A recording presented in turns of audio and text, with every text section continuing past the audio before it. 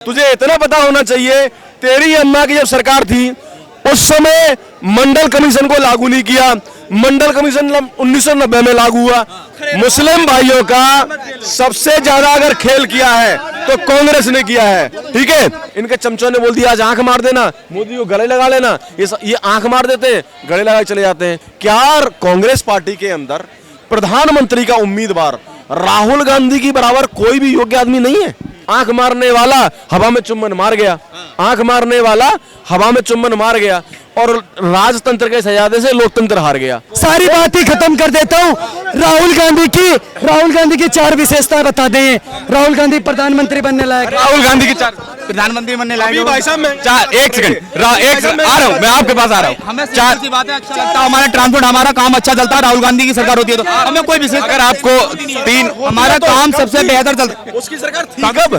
सरकार नहीं आई। राहुल गांधी की सरकार की बात कर रहे हो? तो हम राहुल गांधी की कर रहे हैं। अरे राहुल गांधी सरकार में कौन सा मंत्री था? पूछिए कौन सा मंत्री था? ना वो ओबीसी की बात कर रहा है ना, वो कि ओबीसी वो को नहीं दिया। ओबीसी की बात कर रहा है ना। एक चीज बताओ, 4 राज्य में सरकार है कांग्रेस की, एक भी ओबीसी वो है सचिव है एक भी?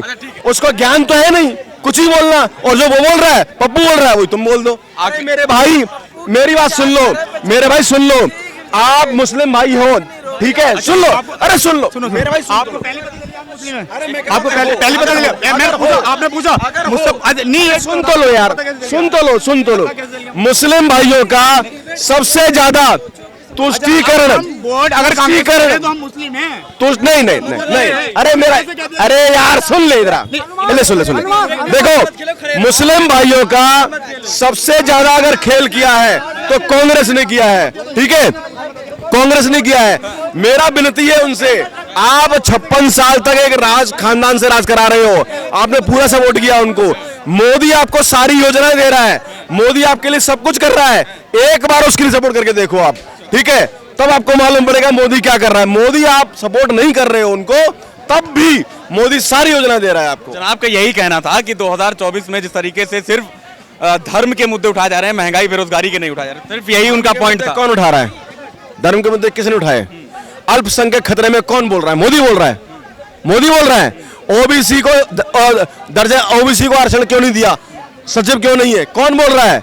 राहुल गांधी बोल रहा है ना। दलित कौन बोल रहा है? राहुल गांधी बोल रहा है ना, कि मोदी बोल रहा है? जो बोल रहा है उससे बोलो 56 साल तूने क्या किया?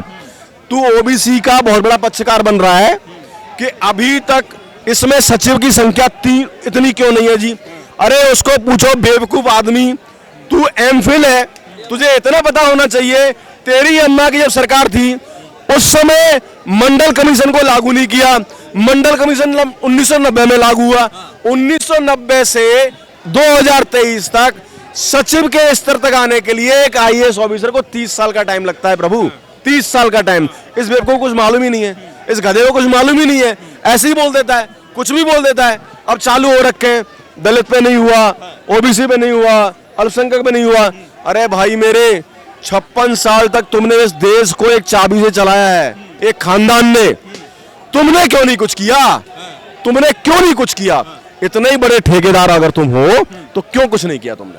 क्रेडिट की होड़ भी इस समय बहुत ज्यादा है। जिस तरीके से अभी वुमेन रिजर्वेशन बिल जो आया, उस पर भी कहा कि कांग्रेस लाई थी, इन्होंने इतना समय लगा दिया। राम मंदिर की जब बात आती तब कहते हैं वो हमारे पिताजी ने उसका ताला खुलवाया। मुझे आप एक चीज बताइए, ये कहते हैं कि वुमेन्स जो बिल था ये लेके आए, ये कब लेके आए? ये जितनी बार भी लेके आए, ये न राज्यसभा में पास करा पाए, राज्यसभा में कराया तो लोकसभा में नहीं करा पाए।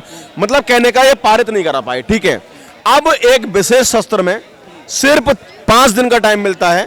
उसके जो पहला दिन है वहां पे पुरानी संसद में जो भी होता है, उसके बाद अगले दिन आधे दिन तक संसद में सिर्फ नई संसद की प्रक्रिया को में वहां पे बात हो रही थी।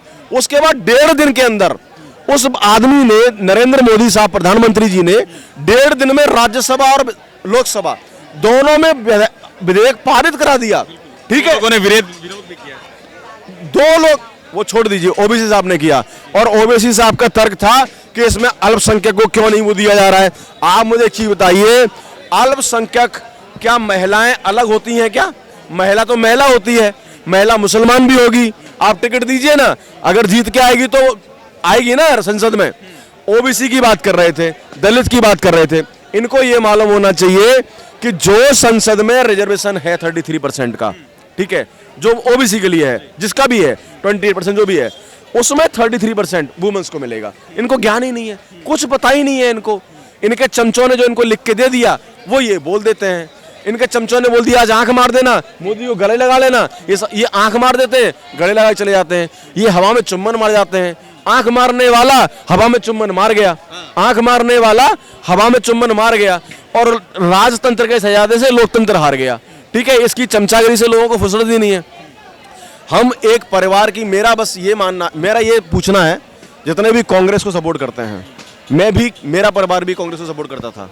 यहाँ पर जितने लोग खड़े हैं उसमें से 99% लोगों के फैमिली कांग्रेस को सपोर्ट कभी न कभी किया है। मेरा ये पूछना है उन लोगों से कि आप कब तक चाटकुर्ता करते रहेंगे? आप कब तक एक खानदान के चमचे बनते रहेंगे?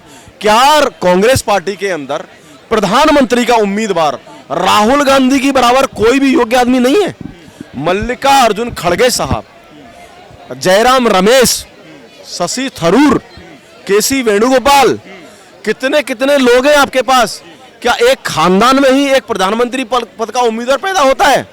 या तो राहुल गांधी नहीं तो प्रियंका गांधी को उठा लाएंगे। उसके पहले सोनिया गांधी थी। मतलब ये जो चापलूसी है इसको छोड़ो, चापलूसी है इसको छोड़ो, ठीक है, क्योंकि चापलूसी से देश नहीं चलने वाला, देश चलने वाला है काम करने से, और काम कर रहे हैं देश के प्रधानमंत्री नरेंद्र मोदी।